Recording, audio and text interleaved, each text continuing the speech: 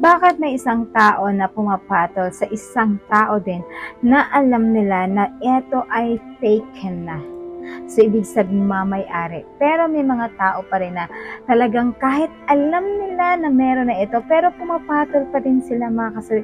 Kasi dahil nagkakaroon sila ng thrill sa isang babae o isang lalaki, kahit na alam nila na meron silang kaagaw, pero para sa kanila is andun yung idea na nagkakaroon sila ng challenge sa isang lalaki o sa isang babae na aagawin nila ang isang tao kahit alam na nila na meron na itong asawa, mga kasawi. Kasi may ganun tao talaga, mga kasawi, na gustong gusto nila na nahihirapan sila sa pakikipag-agawan.